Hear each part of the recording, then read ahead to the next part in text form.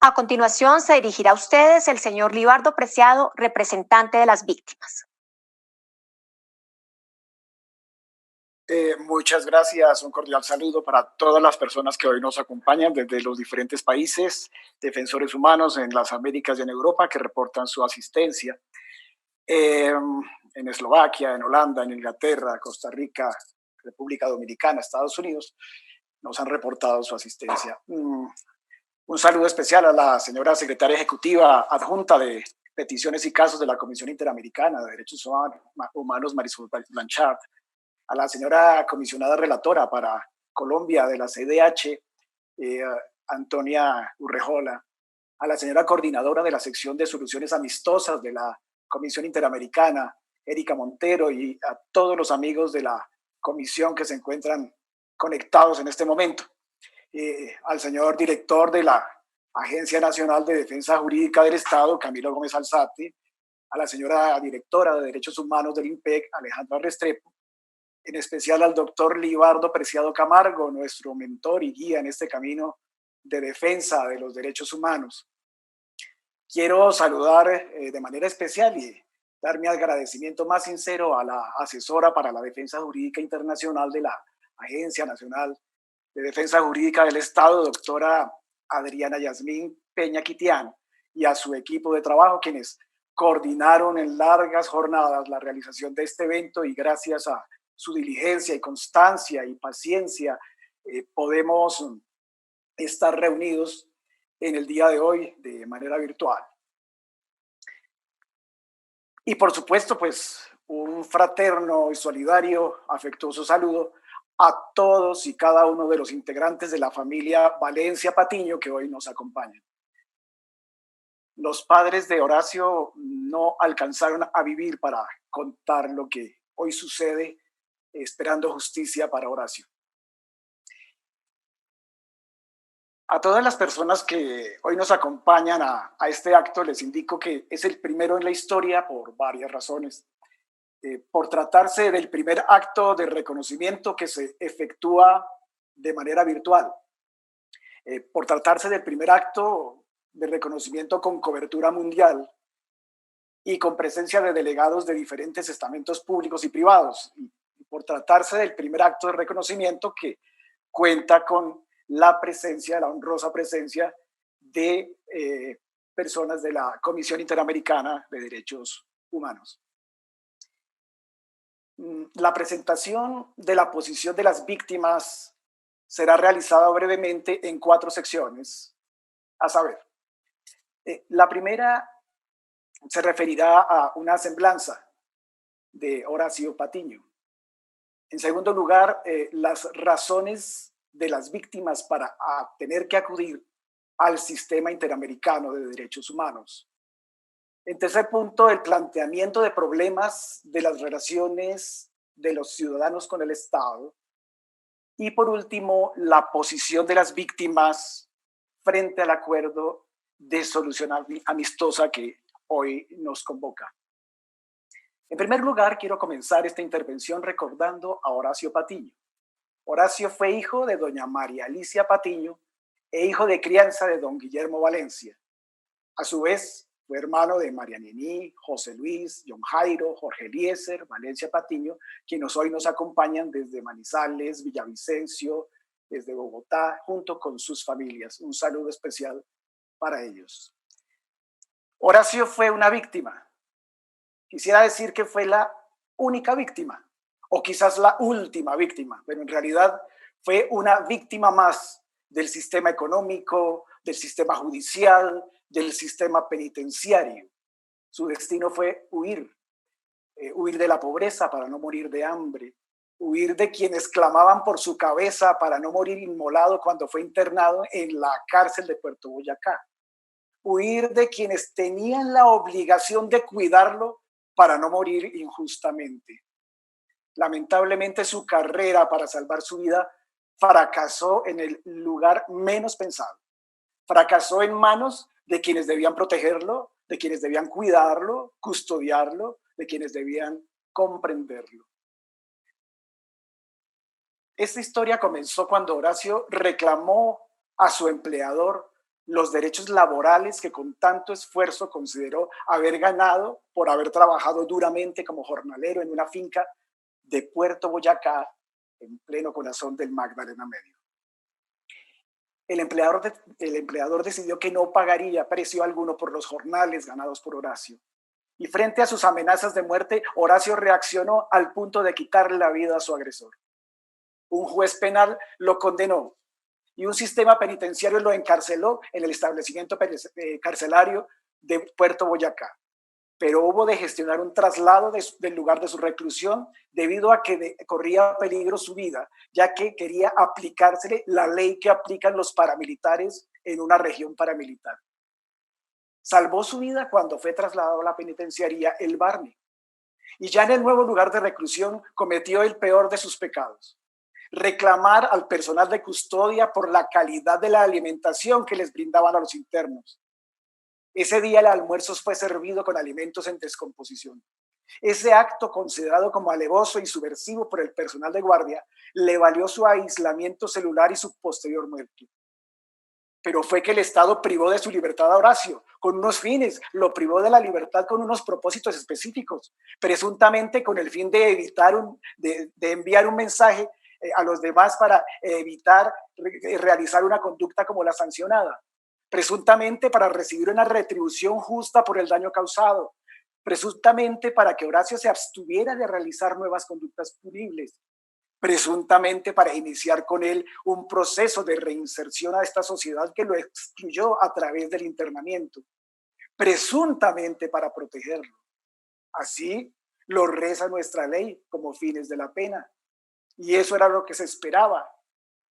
Pero lejos de imaginarse Horacio o su familia que los encargados de reinsertarlo a la sociedad, de cuidarlo, de protegerlo, serían quienes fungieron como sus verdugos o como facilitadores de ellos, cuando en la noche del 17 de enero de 1996, hace más de 24 años, irrumpieron o permitieron que otros irrumpieran en la celda de aislamiento, en la cárcel de Cómbita, en la celda de castigo a la que había sido sometido en soledad y completamente indefenso. Lo torturaron, lo golpearon inmisericordiamente hasta quitarle lo único que lo acompañaba en ese momento, que era la vida. A la postre, lo sepultaron como un NN en una fosa común en el cementerio de Cómbita.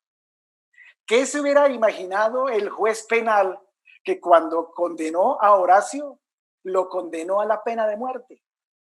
¿Qué se hubieran imaginado los padres, los hermanos y demás familiares de Horacio que en el seno de su hogar compartían con un condenado a muerte?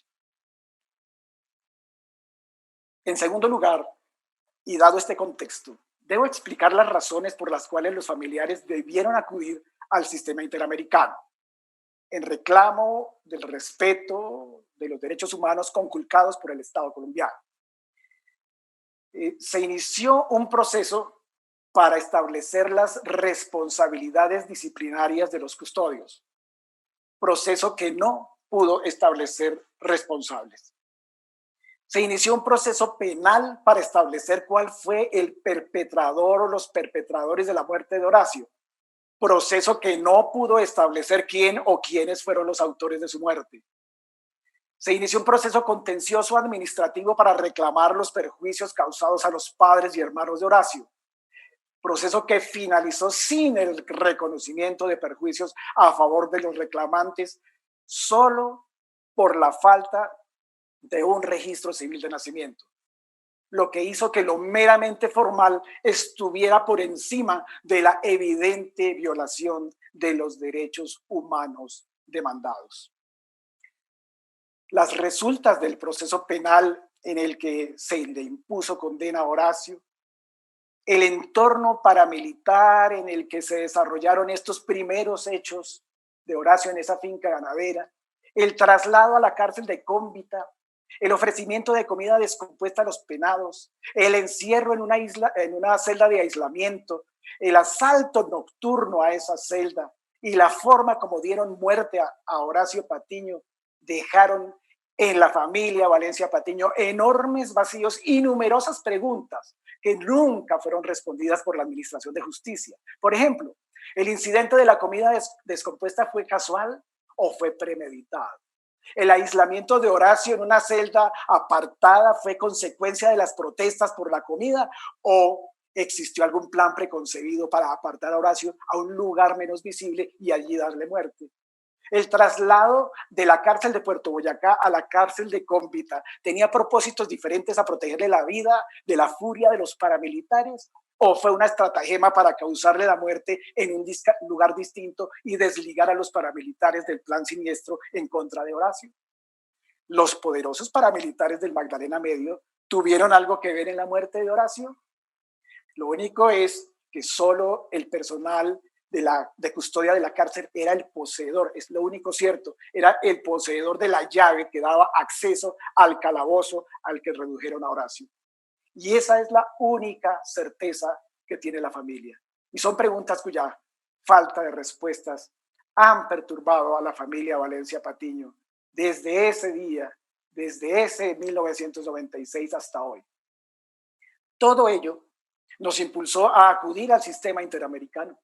Y gracias a las decisiones de la Comisión Interamericana de Derechos Humanos y a la buena voluntad del Estado y por supuesto de las víctimas, nos encontramos en este acto de reconocimiento de responsabilidad estatal en la muerte de Horacio Patiño. En tercer lugar, consideramos adecuado y oportuno aprovechar esta valiosa oportunidad para invitar a las autoridades de los diferentes órdenes y niveles que en el día de hoy nos escuchan a la creación de soluciones alternativas a las diferentes problemáticas que se presentan cuando de la resolución de conflictos se trata. Ya está comprobado que las cárceles en donde no cabe un preso más no están sirviendo para los propósitos de resocialización contemplados en la ley. Han servido para este fin solo en la medida en que entidades privadas han participado en apoyo de los penados y pospenados. Por ejemplo, tal como lo hace Joana Bamón a través de la Fundación Acción Interna. Un saludo para Joana Bamón, que se encuentra en conexión con nosotros en este momento. Y como las cárceles no son la solución para el control de la criminalidad, deberían crearse penas alternativas, servicio social, trabajo comunitario, otras medidas que eviten la corrupción y la tortura del cruel hacinamiento y la concentración de diversas actividades delictivas en un solo lugar, dejando las cárceles solo para casos extremos y como último recurso. Además, debería fortalecerse la justicia restaurativa y la autocomposición como principal forma de resolución de todo tipo de conflicto. Así dejaríamos de lado el eficientismo y el populismo punitivo como forma para ejercer la política del Estado. Deberían tramitarse los procesos judiciales en un tiempo razonable.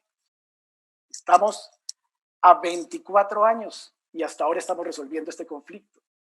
Para ello bastaría con que se cumplieran los plazos y los términos contemplados en los códigos de procedimiento existentes.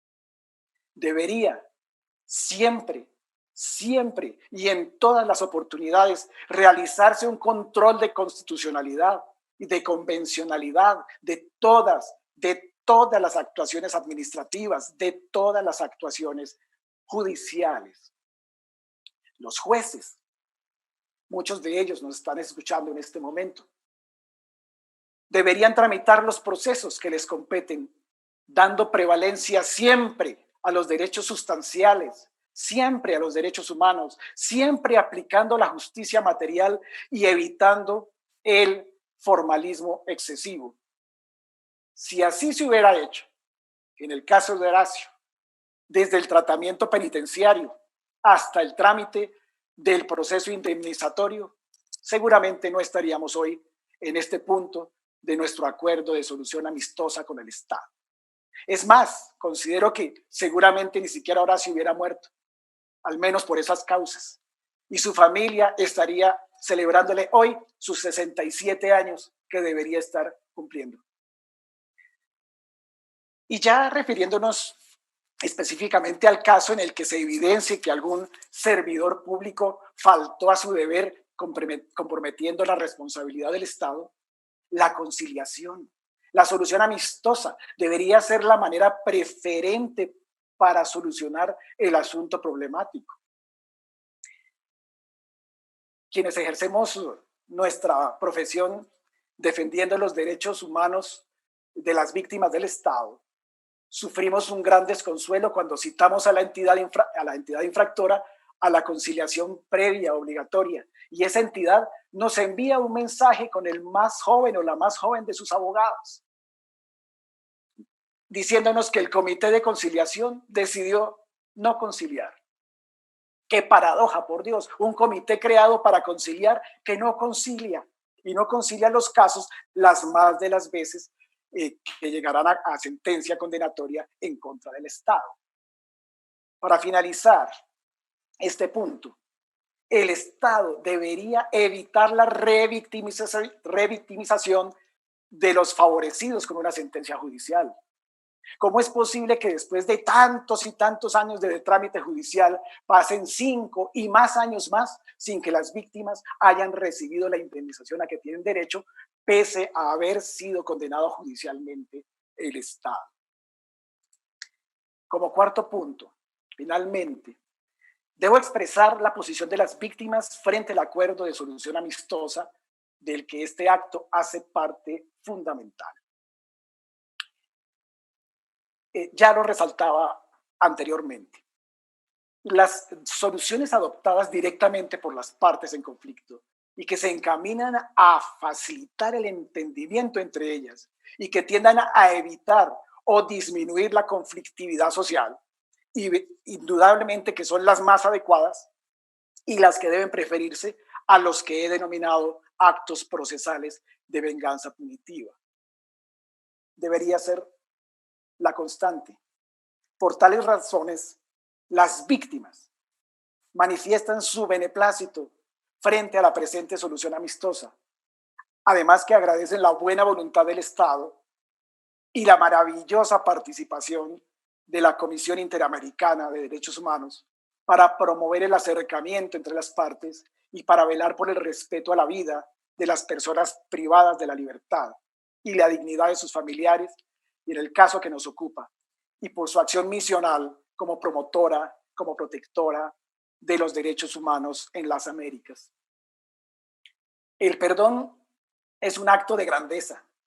Quienes lo piden y quienes lo otorgan, a la vez que honran la memoria de los agraviados, rompen el círculo de odio y violencia, de violencia y odio que posa sobre sus cabezas, cual amenazante espada que en cualquier momento cae para asesinar los sueños y la dignidad. Por eso, para romper definitivamente con tan nefasta cadena, pero exigiéndole al Estado el compromiso de respetar los derechos humanos de las personas en estado de privación de su libertad, y con el fin de que nunca se repitan actos como los que hoy convocan nuestra atención. De corazón, aceptamos la petición de disculpas proveniente del Estado colombiano y otorgamos el perdón a quienes por acción o por omisión provocaron la muerte temprana de Luis Horacio Patiño Agudelo, quien desde hoy sí va a descansar en paz. Un saludo muy respetuoso a todas las personas que nos ven y nos escuchan en donde quiera que se encuentren. Muchas gracias.